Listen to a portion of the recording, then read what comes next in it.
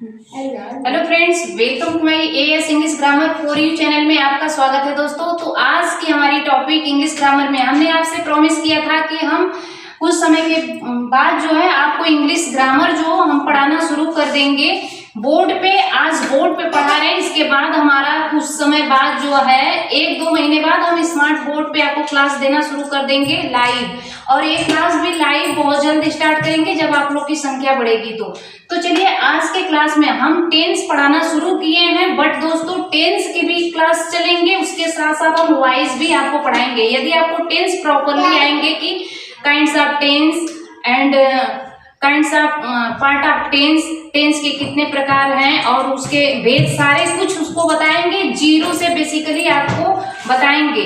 But दोस्तों इसके साथ साथ हम आपको इंग्लिश ग्रामर में वॉइस के बारे में बताएंगे।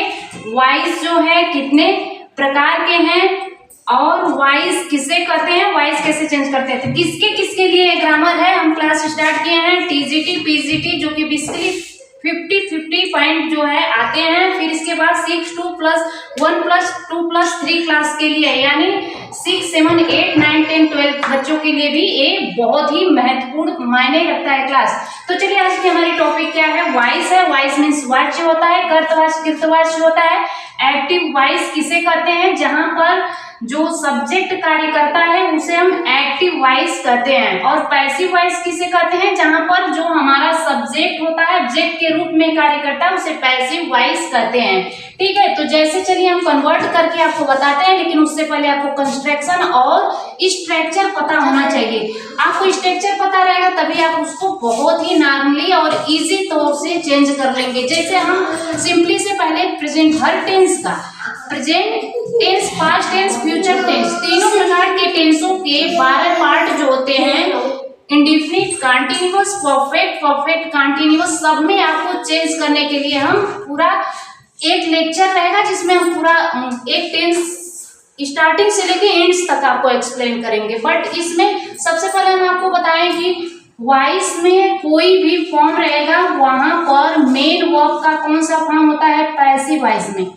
पैसिव वॉइस में मेन वर्ब का हमेशा कौन सा फॉर्म रहेगा, थर्ड फॉर्म। इतना याद रखना हमेशा। फिर इसके बाद बाई लगाएंगे, बाई के बाद आपको ऑब्जेक्ट, आपका सब्जेक्ट रहेगा पैसिव का। जैसे यहाँ पर सी है ना, सी हमारा सब्जेक्ट है। जब इसे ऑब्जेक्ट बनाएंगे तो ऑब्जेक्ट की जगह जाएगा तो ऑब्जेक्ट में हम इसे कन्वर्ट कर देंगे, और जो हमारा ऑब्जेक्ट है पैसिव में आकर के सब्जेक्ट का रूप धारण कर लेगा। इसलिए हम यहाँ पर आपको चार्ट एक बनाए हैं और इस चार्ट के माध्यम से समझाने की कोशिश करेंगे। सबसे पहले आपको प्रोनाउंस पता होना चाहिए। प्रोनाउंस में जैसे नॉमिनेटिव केस आपको पता होगा, केस कितने प्रकार के होता है, तो इसके अलावा और भी केस होते हैं, बट इसमें हमें वॉइस और नरेशन जो होता है, नरेशन में भी इसका आपके लिए आवश्यकता होता है। तो इसलिए हमें चार्ट बना दिए हैं, इस चार्ट के बारे में अच्छे समझाएंगे। जैसे यदि यहाँ पर आपको सब्जेक्ट कन्वर्ट करना है, देखिए सब्जेक्ट सी है ना, तो यहाँ पर सी हो गया। ठीक, ये पर्सन कितने प्रकार के होते हैं, 3 प्रकार के होते हैं, first person, second person, third person. First person I we, first person हो गया, सेकेंड पर्सन यू ओनली, और बाकी जितने सब्जेक्ट हमारे बचे हैं वो थर्ड पर्सन हो जाएंगे।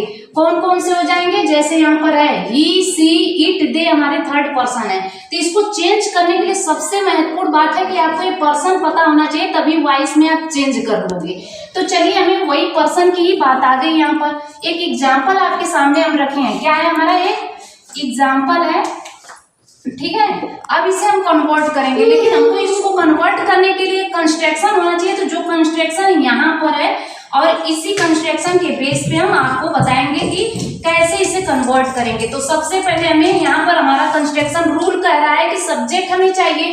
तो अब इसमें हम ढूंढेंगे कि सब्जेक्ट क्या है, क्योंकि पैसिव वॉइस में हमारा सब्जेक्ट जो ऑब्जेक्ट यहाँ से उठा के लाना होता है, तो हमें हम यहाँ पर सब्जेक्ट मांग रहा है, तो हमारा सब्जेक्ट यहाँ पर है। ऑब्जेक्ट में हमारे जो है एक्टिव वॉइस के ऑब्जेक्ट को सब्जेक्ट बनाना है, तो मी है।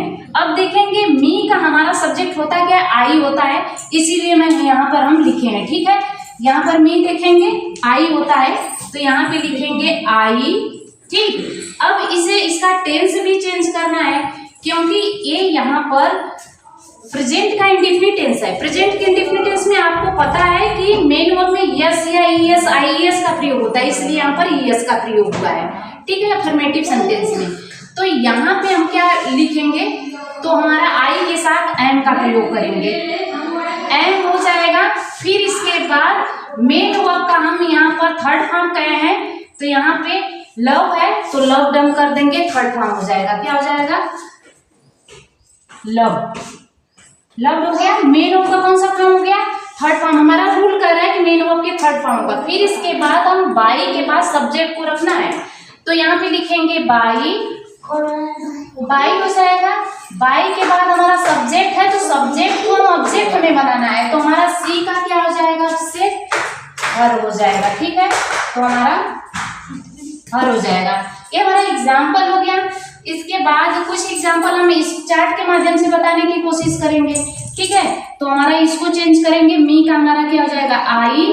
फिर इसके बाद है टेंस है, तो टेंस कौन सा है, पास्ट का, पास्ट टेंस का अफर्मेटिव सेंटेंस है, और इसे कंटिन्यूअस में जब ले जाएंगे तो हम चेंज करेंगे, यहाँ पर आई के साथ वाज हो जाएगा और डार्ट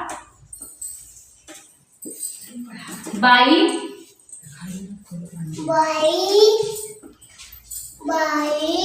विज हो जाएगा, ठीक है, इस तरह से हो जाएगा।